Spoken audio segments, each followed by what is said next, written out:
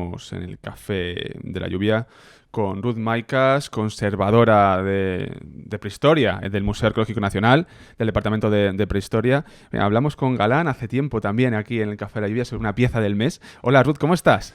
Hola, muy bien, muchas gracias. Vamos a- Encantada de estar aquí. Muchas gracias a ti por estar con nosotros en este Café de la Lluvia. Y voy a hacer una cosa, que es compartir pantalla, y vamos a irnos a la pantalla del Museo Arqueológico Nacional, de la vitrina cero también, para que los oyentes tengan esa vitrina en imagen. Vamos a hacer ese ejercicio que me parece sumamente interesante. Voy a ello. Lo primero de todo, ¿qué tal la vitrina cero? ¿Qué aceptación está teniendo? ¿Tenéis feedback? Bueno, pues en principio, últimamente en el museo tenemos bastantes visitantes otra vez, afortunadamente, y claro, el primer acceso que se tiene al museo es obligatorio por la vitrina cero, o sea que quieran o no, la ven. Y bueno, pues mucha gente se detiene a leer los textos y a ver las piezas porque, bueno, pues creemos que es un buen comienzo para la visita al museo. Vamos a hablar de, ahí están viendo ya los oyentes, van a ver la pantalla, tú también, Ruth, en la página del Museo Arqueológico Nacional. Tenemos la vitrina expuesta, esta vitrina cero, y vamos a conversar sobre ella. Lo primero de todo, ¿por qué escogéis? Vamos a hablar de Manuel de Góngora, que es uno de los pioneros de la arqueología española. ¿Por qué cogéis a este personaje y lo exponéis en la vitrina cero? ¿Cuál es el motivo para ello? Bueno, pues lo que queríamos fundamentalmente era rendir un pequeño homenaje a esta persona porque él nació en 1822, entonces celebrar un poco el bicentenario de su nacimiento porque consideramos que, bueno, pues es, aparte de ser uno de los pioneros de la arqueología en España, es también una persona muy importante para las colecciones del Museo Arqueológico Nacional, ya que él es uno de los autores de una de las colecciones más importantes en prehistoria y de las primeras que llegaron a formar parte de los fondos de nuestro museo. Vamos a repasar brevemente, antes de ir a esas piezas que componen la vitrina cero, a la vida de Manuel de Góngora. Yo no sé si tendrá esto algún símil, o sea, algún tipo de línea sanguínea con el Góngora conocido. No sé, Ruth, si algo se sabe Pues de esto. he leído que sí, ¿Vale? que es un descendiente lejano del escritor, Sí. pero la verdad es que no he podido profundizar mucho sobre ese tema, pero parece ser que sí. El apellido, claro, ese El apellido apellido es sí, porque el peculiar, es apellido peculiar. es llamativo, Es sí. peculiar. ¿Quién fue Manuel de Góngora? De Góngora. ¿Nos puedes dibujar su perfil biográfico brevemente? Pues sí, Manuel de Góngora, como decía, nace en 1822 en Tabernas, en Almería, y muere en Madrid en 1884. Él es una persona con las características polifacéticas de la época en la que vive y también con las contradicciones de la época en la que vive. Él estudia en primer lugar en un seminario en Almería y probablemente estos estudios religiosos van a ser los que marquen buena parte de su forma de pensar y de trabajar en arqueología. Pero después él va a tener una formación, como digo, bastante amplia, porque él estudia Derecho, estudia Ciencias Naturales y estudia Filosofía y Letras, especializándose en Historia. De manera que a lo largo de su vida trabajó como abogado y terminó como catedrático de Historia Universal. Fue también decano de la Facultad de Filosofía y Letras de Granada, fue inspector de antigüedades en Granada y Jaén, es decir, es una persona con una larga trayectoria. Y bueno, pues estos conocimientos que tiene, por un lado, de las ciencias naturales, por ejemplo, y por otro lado, su pasado de estudios religiosos, pues bueno, configuran una personalidad curiosa para nosotros desde el punto de vista de lo que hoy es la arqueología. Para la hora de componer la vitrina, bueno, tenemos unos conocimientos, un pozo historiográfico sobre Manuel de Góngora, obviamente. Entiendo que nos ha dejado fuentes escritas de sus trabajos, de sus investigaciones, por un lado, y luego tenemos también las propias piezas, lo que son los elementos que están expuestos en la vitrina. ¿Cómo os habéis guiado a la hora de componer esta vitrina cero? Porque entiendo que habéis puesto lo más representativo. Obviamente, una de las protagonistas es la cueva de los murciélagos, que ahora iremos a ella, pero ¿qué habéis tomado en consideración para componer una vitrina? Que también es interesante a la hora de montar una exposición, porque no todo cabe. Hay que poner cosas significativas, entiendo. Entonces, ¿qué habéis tenido en consideración?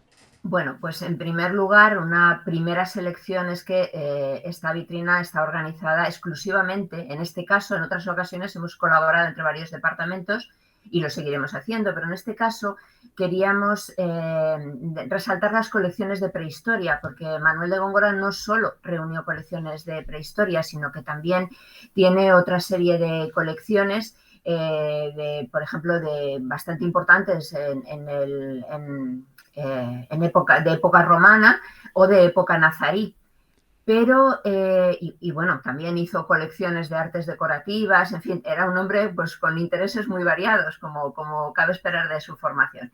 Pero en este caso, bueno, pues está restringido la presentación que hacemos al campo de la prehistoria, porque también en el campo de la prehistoria pues creemos que fue particularmente importante el papel que jugó este investigador.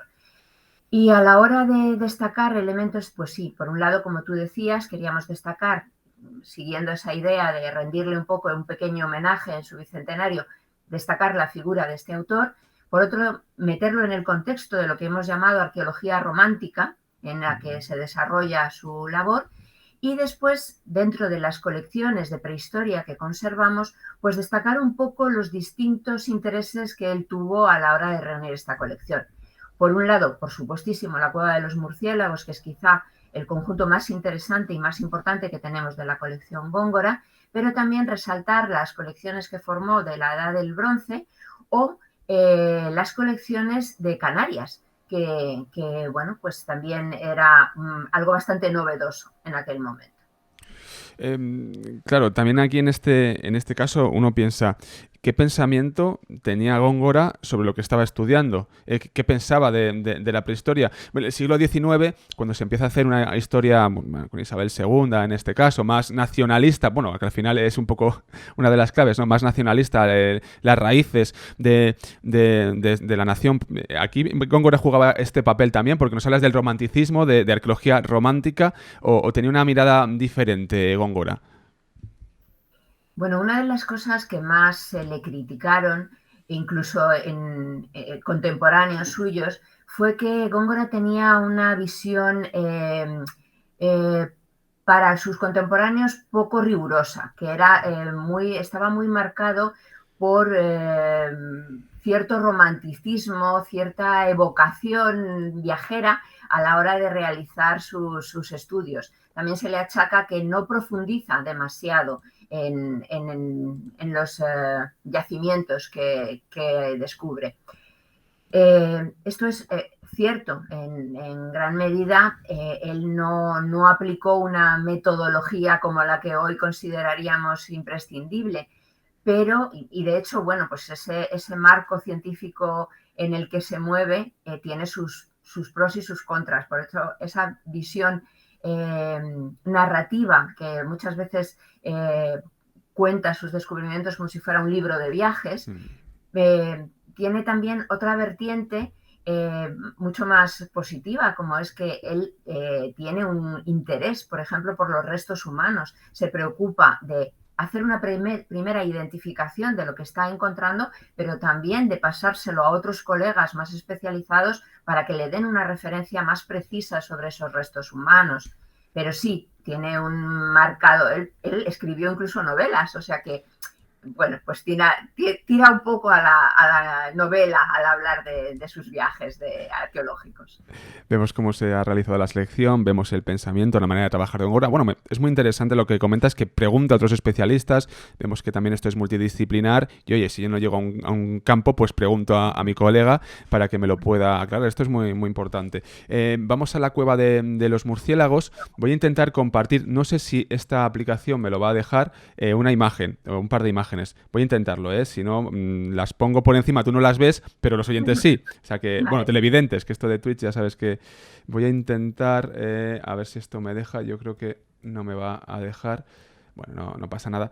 En todo caso, porque si puedo una pantalla, no me deja. Bueno, no pasa nada. Yo voy a poner la imagen, voy a dejar la vitrina, compartir la vitrina, o sea, voy a compartir contigo la vitrina de Manuel de Góngora y por encima de esta vitrina de Manuel de Góngora voy a poner un par de imágenes. Yo te hablo ya de ellas porque tú las vas a conocer de memoria, en este caso. Lo primero de todo, mientras comparto las imágenes, la cueva de los murciélagos. Vamos a contextualizar la cueva de los murciélagos. ¿Qué es exactamente la cueva de los murciélagos y qué se encontró allí?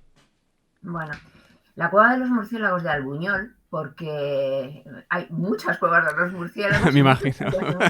Interesantes. La cueva de Albuñol pues tiene un particular interés para la arqueología española y concretamente para nuestra prehistoria, porque a pesar del tiempo que ha transcurrido desde que Manuel de Góngora la da a conocer en 1886, es un yacimiento único, sigue siendo un yacimiento único. No hemos recuperado en ningún otro contexto nada similar a lo que tenemos allí. De hecho, uno de los problemas que tuvo Góngora es que se aceptase la antigüedad de esos materiales, dado lo exclusivos que resultaban en el conjunto de la prehistoria.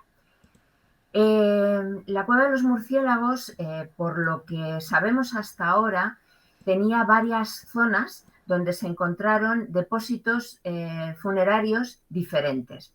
Digo lo que se sabe hasta ahora porque actualmente estamos volviendo a reestudiar este yacimiento. Se va a realizar un proyecto de investigación que se dirige desde la Universidad de Alcalá y en la que participa el Museo Arqueológico Nacional.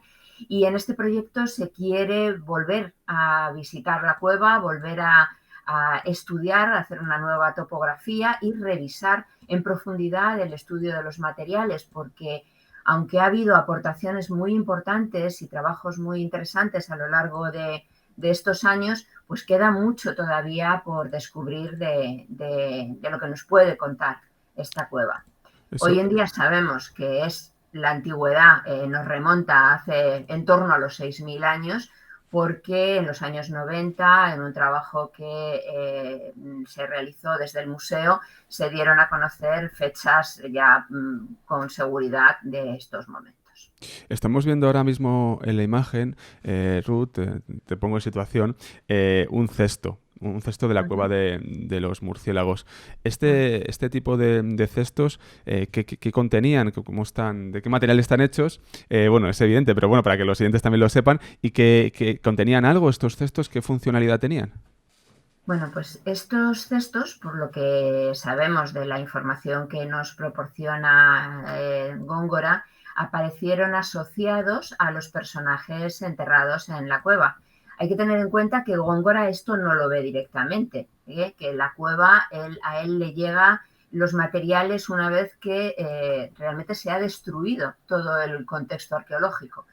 Pero los cestillos, él nos cuenta que fueron encontrados junto a los cadáveres y que dentro de ellos hay cestillos muy diferentes. Tenemos en torno a una veintena de cestillos de distintos tamaños. El que se expone ahora mismo en la vitrina es de los más pequeños y es muy interesante, está hecho en esparto y está coloreado. En el momento de la recuperación se veían bien los colores rojo y verde que tenía este cestillo entrelazado, y es también muy interesante que está hecho con una labor tan fina que no se conoce en la etnografía actual española nada tan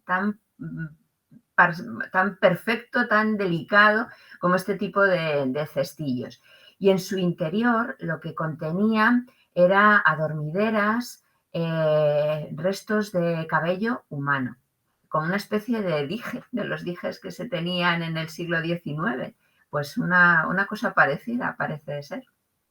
Madre mía, pues ni idea, ni idea de esto. Madre mía, todo lo que nos estás contando es muy ilustrativo. Y vamos a ver otra imagen. En este caso son unas sandalias. Bueno, las sandalias es evidente para qué se empleaban. O eran simbólicas, cuidado, que a veces pasa.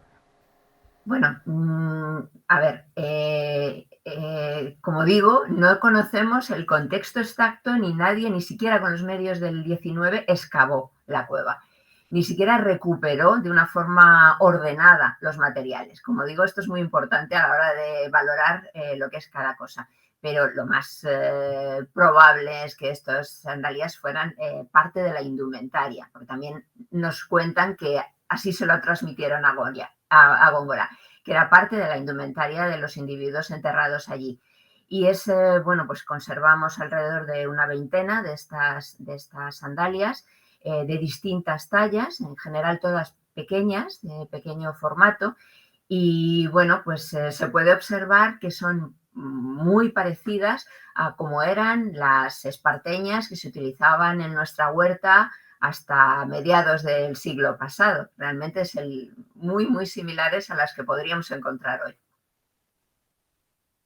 Vemos también en la imagen de la vitrina más cosas, ¿no? Más elementos. Aparte de estos elementos, vemos cerámica. Estas cerámicas que estamos viendo, que habéis situado en la vitrina, ¿qué tipo de cerámicas son? ¿Qué funcionalidad tenían, Ruth? ¿Son de la cueva de los murciélagos? Porque no sé si son también de la cueva de los murciélagos o de otras A ver, culturas. en la parte izquierda, digamos, debajo de la figura de Góngora, todo lo que hay es de la cueva de los murciélagos. Entonces, no la veo, pero si te refieres a esa cerámica, una que es un fondo con varias perforaciones, esas cerámicas son probablemente neolíticas. Ya digo que no sabemos si todo el material que se conserva de la cueva de los murciélagos es neolítico, pero pensamos que la mayor parte sí lo será. El resto de las cerámicas que se exponen en la vitrina son fundamentalmente cerámicas argáricas, porque, como decía, Góngora excava, o más bien identifica una serie de yacimientos de diversas cronologías. Y aquí pues hemos presentado dos conjuntos de cerámicas de ajuares de sepulturas argáricas, cada una de ellas con una copa y otro recipiente, y en un caso pues con una vértebra de tiburón, que también es interesante. Madre mía, la cultura del Argar, que también es una cultura fascinante.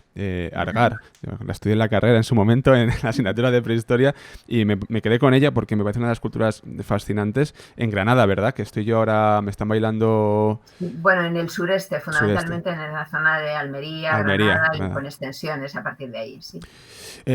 Ruth, ya para terminar, un motivo por el cual los televidentes, oyentes del Café de la Lluvia tienen que ir al museo a ver la vitrina. Bueno, que es lo primero que ven, pero un motivo. ¿Cómo les llamarías? Bueno, yo creo que a todo aquel que esté interesado en la historia, pues conectar con Góngora es fácil a partir de su propia biografía, su forma de trabajar en ese siglo XIX, y a los que tengan curiosidad por el pasado más remoto, pues, por ejemplo, a partir de esos materiales de esparto, a partir fundamentalmente de las sandalias que digo que son iguales que las que podíamos llevar nosotros, y que son de pequeño tamaño, que pueden ser, algunas de ellas parecen, por lo menos de niños, pues ver qué próximos pueden estar poblaciones que están separadas por tantísimos años. Ruth Maicas, muchísimas gracias por estar con nosotros en este Café de la Lluvia y bueno, espero que nos veamos por allí, por el museo. Encantada. Iremos para allá. Muchas gracias, cuídate. Hasta pronto, gracias. Adiós, adiós. Gracias. Teníamos con...